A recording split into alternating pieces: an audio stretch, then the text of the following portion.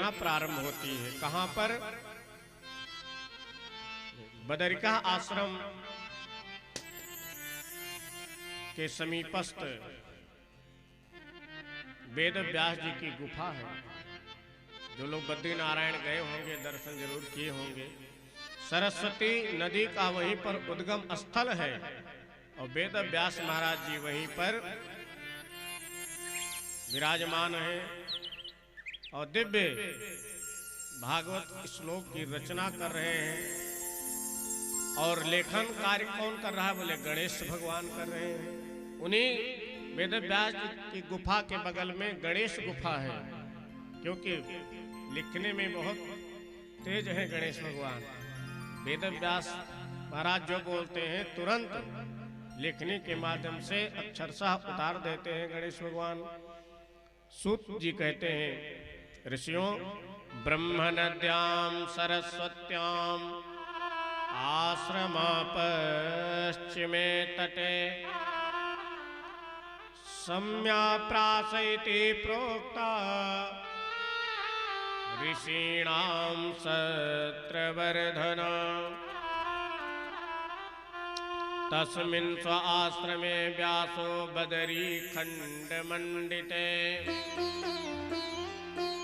उसी बदरी खंड में अपनी गुफा में बैठ करके दिव्य श्रीमद् भागवत की रचना की।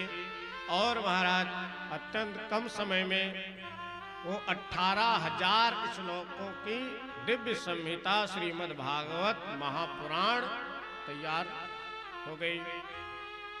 अब चिंता होने लगी कि उसका प्रचार प्रसार कैसे हो। जैसे कोई पुस्तक बड़ी मेहनत से लिख डाले तो भाई वो जनमानस में कैसे पहुंचे, उसका प्रचार प्रसार कैसे हो, लोग कैसे इसको पढ़ पाएं। ये आज के लोग भी सोचते हैं कैसे अधिक से अधिक लोग हमारे भाव को समझ सकें। तो अब इधर चिंता हुई तो भगवान की कृपा से सुखदेव मुनि का ही आगमन हुआ। कैसे आगमन हुआ? बोले अनेक शिष्य अध्ययन करते थे, समिधा दान के लिए समिधा जंगल में लेने गए। संस्कृत में लकड़ी को समिधा कहा जाता है।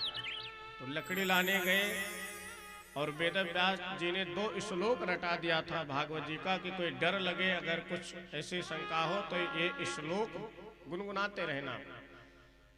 और जंगल में गए हैं और वहां पर वेद व्यास महाराज जी के शिष्यों ने सुंदर श्लोक का गायन किया है। बरहा पीडम नट बरवपुः कर्णयो कर्णिकारम बिभ्रदवासा कनक परिसम वैजयंतीं च मालाम रंधान वेणोरधर सुधयः पूरयन् गोप वृंदैः